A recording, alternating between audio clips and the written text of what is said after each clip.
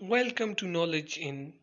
Please subscribe the channel and stay tuned for more informative videos. بسم اللہ الرحمن الرحیم اللہم صلی علی سیدنا و مولانا و بارک وسلم وصلی علیہ رب زدنی علما کثیرا۔ السلام علیکم اسٹوڈنٹس، آج ہم جس ٹاپک پر بات کرنے جا رہے ہیں وہ ہے آل انڈیا مسلم لیگ۔ اسٹوڈنٹس، 1857 کی جنگ آزادی کے بعد ہندوستان کی عوام اپنا حق حاصل کرنے سے محروم ہو گئی تھی۔ ان کو کسی قسم کا کوئی حق، سیاسی ہو، تعلیمی ہو یا معاشرتی ہو، کوئی بھی حق ان کو پورا نہیں دیا جا رہا تھا۔ تو یہاں کے لوگوں نے اپنے حق کے حصول کے لیے ایک پلیٹ فارم بنایا، ٹھیک ہے بیٹا۔ 1885 میں فرسٹ ٹائم کانگریس کا قیام عمل میں آیا، لیکن چونکہ کانگریس صرف اور صرف ہندوؤں کی نمائندہ جماعت بن کے رہ گئی تھی، اس لیے مسلمانوں نے اپنی ایک الگ نمائندہ جماعت بنانے کا سوچا، ٹھیک ہوگا بیٹا۔ چونکہ 1857 کی جنگ آزادی کے بعد انگریزوں کا مسلمانوں کے ساتھ رویہ اور زیادہ تلخ ہوتا جا رہا تھا، اور جنگ کی بڑی وجہ جو ہے وہ مسلمانوں کو مانتے تھے، چونکہ انگریزوں نے سارا کا سارا الزام جنگ کا مسلمانوں پر لگا دیا تھا، تو اس طرح مسلمان اور بھی اپنے حقوق سے محروم ہو چکے تھے۔ تو بیٹا اسی طرح حالات چلتے گئے اور 1905 میں پہلی دفعہ محمدن ایجوکیشنل کانفرنس کا جو سالانہ اجلاس تھا، اس میں پاکستان مسلم لیگ کا قیام عمل میں آیا، ٹھیک ہو گیا۔ میں سمجھتا ہوں کہ آل انڈیا مسلم لیگ کے قیام میں سر سید احمد خان کا ایک بہت بڑا رول تھا، لیکن چونکہ وہ وفات پا چکے تھے تو اکثر لوگوں کا یہ سوال ہوتا ہے کہ وہ کیسے کردار ادا کر سکتے ہیں۔ تو بیٹا اگر دیکھیں تو محمدن ایجوکیشنل کانفرنس کا جو ادارہ تھا وہ کس کا قائم کردہ تھا؟ سر سید احمد خان کا۔ اسی ادارے کے سالانہ اجلاس میں مسلم لیگ کا قیام عمل میں آیا، ٹھیک ہو گیا بیٹا۔ چلیں ہم تعارف تھوڑا سا دیکھ لیتے ہیں۔ تعارف میں ہے کہ اس کا قیام کب عمل میں آیا۔ 1906 میں بیٹا ڈھاکہ میں محمدن ایجوکیشنل کانفرنس کا سالانہ اجلاس تھا، اس میں اس کا قیام عمل میں آیا۔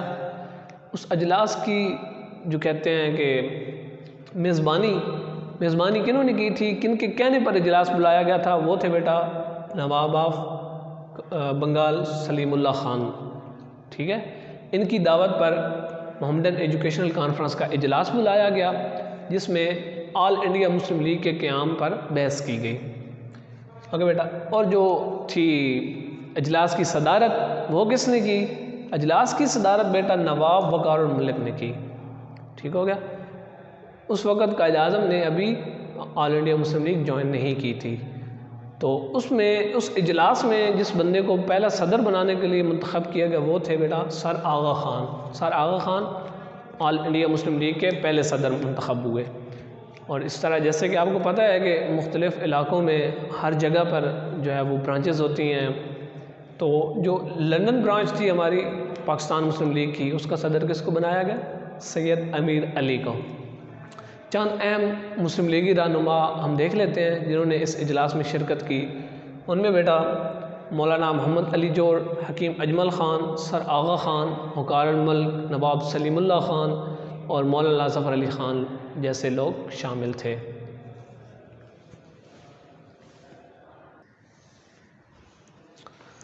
اوکے اسٹوڈنٹس، اب ہم مسلم لیگ کے قیام کے محرکات اور وجوہات پر بات کریں گے کہ کیا وجہ بنی کہ مسلمانوں نے مسلم لیگ کا قیام عمل میں لایا۔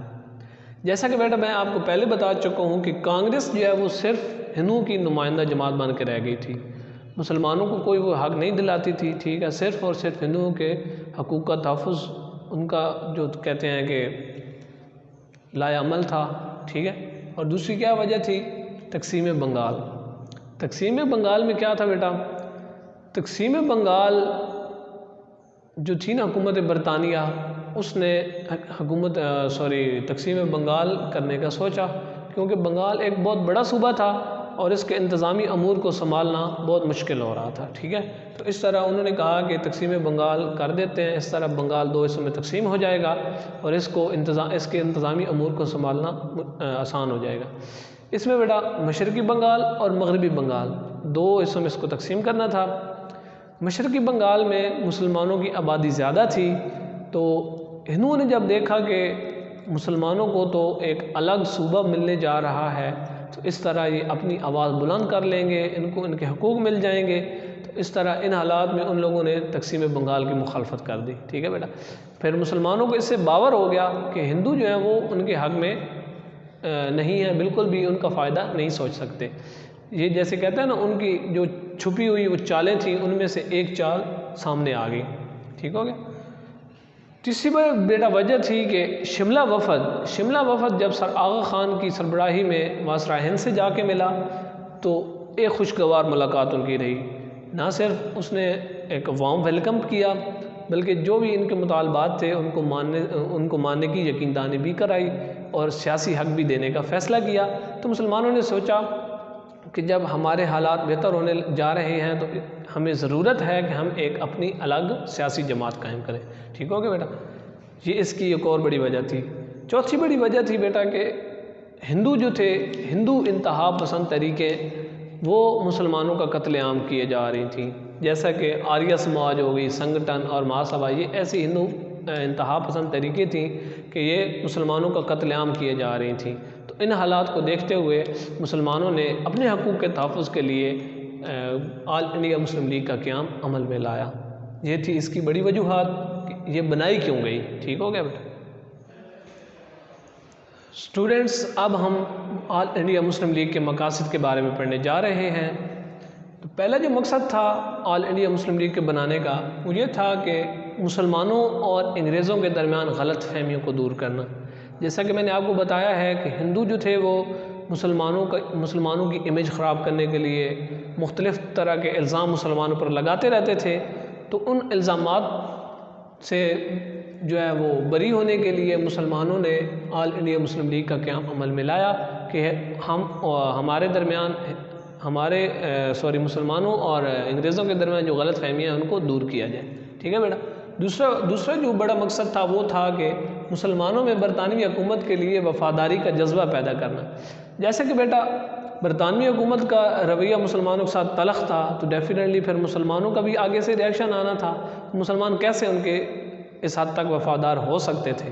تو بہرحال جب حالات بہتر ہونے لگے تو مسلمان رہنماؤں نے کہا کہ ہم مسلمانوں میں وفاداری کا جذبہ پیدا کرنے کے لیے ایک سیاسی جماعت کا قیام عمل میں لائیں گے، ٹھیک ہو گیا۔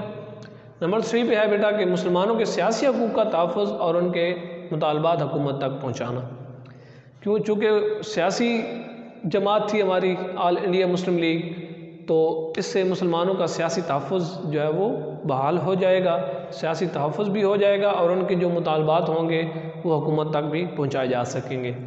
اور اینڈ پر ہے بیٹا کہ ڈیفینیٹلی وہ جنرلی جیسے کہتے ہیں کہ مسلمانوں کی بھلائی کے لیے ہی آل انڈیا مسلم لیگ کو بنایا گیا، ٹھیک ہے بیٹا۔ یہی تھی وہ آل انڈیا مسلم لیگ جس کے سالانہ اجلاس میں 1940 میں قرارداد پاکستان پیش کی گئی اور اسے منظور کیا گیا، ٹھیک ہے، اور اینڈ پر 1947 میں پاکستان کا قیام عمل میں آیا۔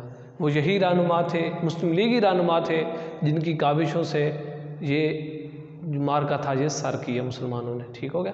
1906 میں اس کا قیام عمل میں آیا تھا، پھر ہم نے اس کی وجوہات پر بات کی اور پھر ہم اس کے مقاصد پر بات کی۔ That's all for today, thank you, اللہ حافظ۔